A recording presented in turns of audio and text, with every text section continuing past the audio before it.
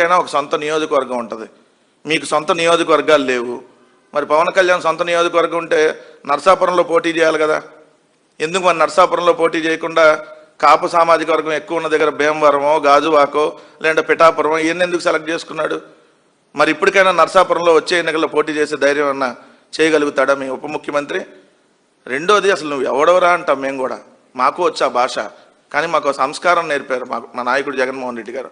మేము కూడా ఎవడవరా నువ్వు, యారా నా డాష్గా, ఒరే నా డాష్గా అంటే మిమ్మల్ని అనగలం, మీ నాయకుడిని కూడా అనగలం. మీకు ఉంది ఆఫ్టర్ ఆల్ 6% ఓట్లు. పక్కన తెలుగుదేశం ముష్టెత్తే తప్ప మీకు పోటీ చేసే గతి లేదు. పక్కన తెలుగుదేశం వాళ్ళు ఏదైతే వాళ్ళ క్యాండిడేట్లు పంపితే తప్ప మీ పార్టీలో క్యాండిడేట్లకి దిక్కు లేదు. అయినా ముందు మీరు నా డాషులారా అని అనాల్సింది తెలుగుదేశం వాళ్ళు కదా. పిచ్చి కుక్కల్ని కొట్టినట్టు ఈ జనసేనాలని తెలుగుదేశం వాళ్ళు కొడుతుంటే ఎక్కడికి పోయావయ్యా? ఇదే పంతం నానాజీ, యాడికి పోయారయ్యా మీ జనసేనాళ్ళు?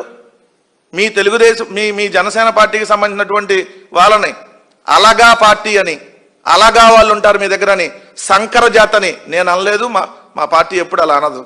కానీ ఇదే తెలుగుదేశం పార్టీ ఎమ్మెల్యేగా ఉండి బాలకృష్ణ అంటే ఆ తెలుగుదేశం పార్టీ వాళ్ళ దగ్గరికి వెళ్ళి కుక్క బతుకుతున్నారు కదా మీ జనసేనాళ్ళు. ఇంతకంటే ఇంకేమైనా దారుణమైనటువంటి బతుకుంటుందా? వాళ్ళు కొట్టినా కొట్టించుకోండి, తన్నినా తన్నించుకోండి, 15 ఏళ్ళు మాత్రం వాళ్ళ బూట్లు ఏదైతే పాలిష్ చేద్దాం అంటున్నాడు కదా మీ నాయకుడు. మీరు మా గురించి విమర్శలు చేసేది? సంస్కారం ఉండాలి. మనం రాజకీయాల్లో ఉన్నాం. రాజకీయాల్లో ఉన్నప్పుడు భాష ఇచ్చిపుచ్చుకోవాలి.